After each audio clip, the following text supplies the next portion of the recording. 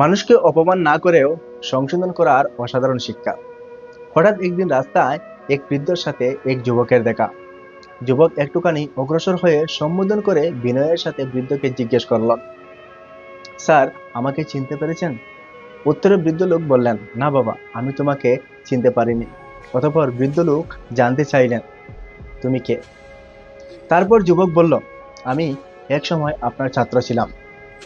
ওহ আচ্ছা, বলে সে বৃদ্ধ লোক যুবকের কাছে কুশলাদি জানার পর জিজ্ঞাসা করলেন, এখন তুমি কি করছো? যুবক অত্যন্ত বিনয়ের সাথে জবাব দিল, আমি একজন শিক্ষক, বর্তমানে শিক্ষকতা করেছি। সাবেক ছাত্রের মুখ থেকে এই কথা শুনে বৃদ্ধ শিক্ষক অত্যন্ত খুশি হয়ে বললেন, বাহ, বেশ তো, খুব ভালো, খুব ভালো।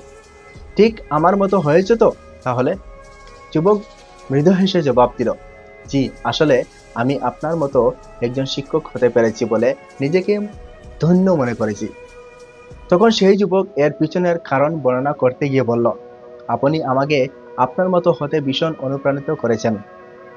বৃদ্ধ শিক্ষক কিছুটা কৌতূহল নিয়ে যুবকের শিক্ষক হওয়ার নেপথ্য কারণ জানতে চাইলেন।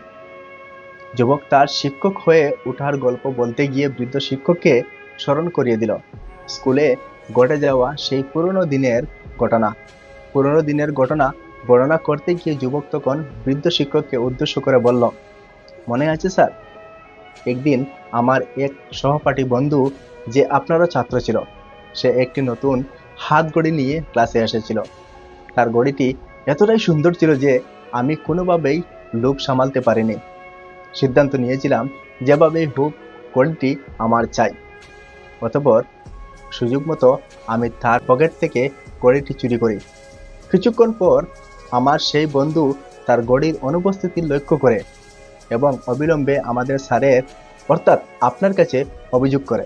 তার এই অভিযোগ শুনে আপনি ক্লাসের উদ্দেশ্যে বলেছিলেন, আজ ক্লাস চলাকালীন সময়ে এই ছাত্রের ঘড়িটি চুরি হয়েছে, যেই চুরি করে তাকে ঘড়িটি ফিরিয়ে দাও।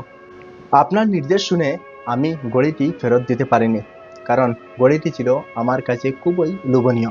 তাছাড়া আমরা খুবই গরিব ছিলাম, এমন ঘড়ি ক্রয় করার সামর্থ্যও আমাদের ছিল না।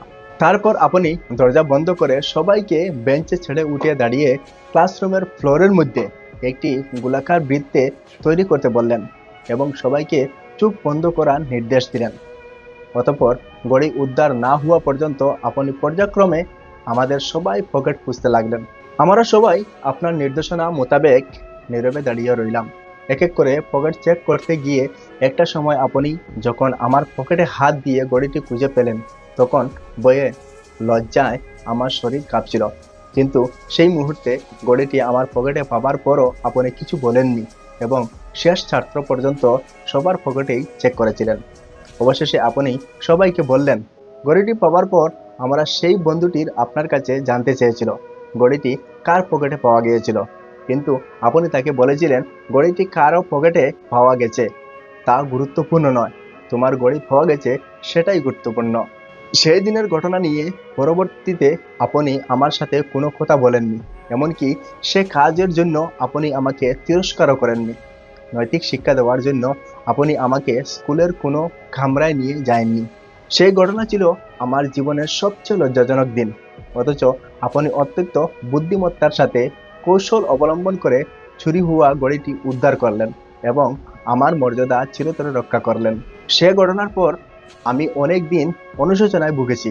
ক্লাসে ঘটে যাওয়া ঘটনার রেশ সে দিন চলে গেলেও এর প্রভাব রয়ে যায় আমার মনের মধ্যে।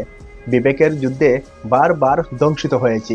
তারপর আমি সিদ্ধান্ত নিলাম এইসব অনৈতিক কাজ আর কখনো করব না। একজন ভালো মানুষ হব, একজন শিক্ষক হব, সত্যিকারের অর্থে মানুষ গড়ার কারিগর হব।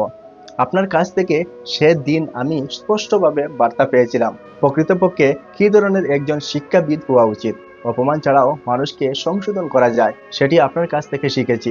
আপনার উদারতা এবং মহানুভবতা আজ আমাকে শিক্ষকের মর্যাদায় আসীন করেছে।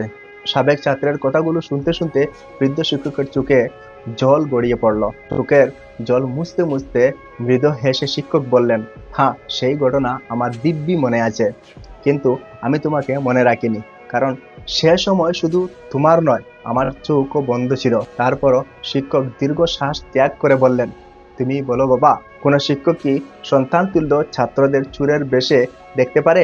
শিক্ষক চায় তার ছাত্রদের বীরের বেশে দেখে গর্ববোধ করতে।